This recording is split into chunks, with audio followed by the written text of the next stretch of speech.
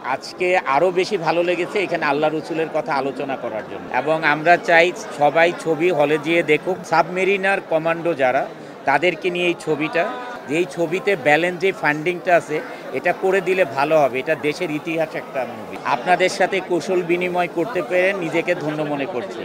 আরেকবার আপনাদেরকে মাহে রমজানের শুভেচ্ছা জানাচ্ছি। আজকের এই অনুষ্ঠানটি ভালো লাগার দুইটি কারণ।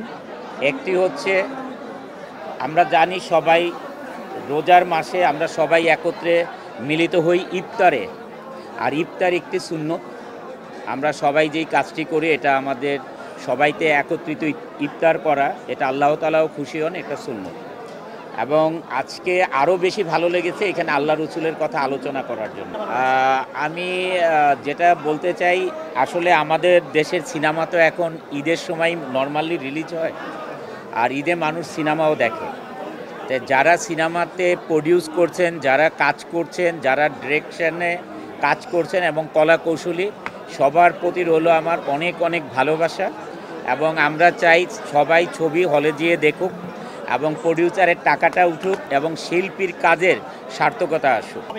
অপারেশন জ্যাকপট আমি মন্ত্রণালয়ে আমাদের সবার বায়োডাটা, পাসপোর্টের কপি, যা কিছু দেওয়া দরকার মন্ত্রণালয় দিয়েছে। কারণ ছবিটা শুটিং হবে প্যারিসে, তারপরে কিছু সুইজারল্যান্ডে, বিভিন্ন জায়গায়, যেহেতু মুভির গল্পটাই এভাবে আছে।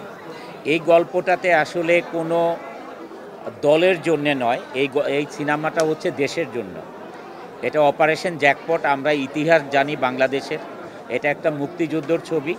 আর মুক্তিযুদ্ধে আমরা সাধারণত যেই ধরনের ছবি, নাটক প্রথম থেকেই দেখে আসছি, এটা আমরা জানি এটা একটু ভিন্ন ধরনের। যেহেতু এটা নো কমান্ডো যারা, সাবমেরিনার কমান্ডো যারা, তাদেরকে নিয়ে এই ছবিটার গল্পটা ডিফারেন্ট। এই ছবিটা যখন রিলিজ হবে তখন সবাই এক বাক্যে বলবে যে আসলে এটা কোনো দলের ছবি না, কোনো পলিটিক্যাল মুভি না, এটা বাংলাদেশের জন্যে এই ছবিটা নির্মিত হচ্ছে এবং এই ছবিটা একটা ইতিহাস হয়ে থাকবে, অপারেশন জ্যাকপট। আমি ফান্ডিংয়ের সমস্যা সেটা আমি যেটা আলোচনা করেছি, আমাদের যে প্রডিউসার স্বপন ভাই, উনি বলেছে যে উনি যেই বাংলাদেশের পার্টে যেই ফান্ড পেয়েছেন উনি তো শুটিং করেছেন, এখন যে লাস্ট পেমেন্ট যেটা আছে সেটা পেলেই উনি বাইরে শুটিংটা করতে পারে।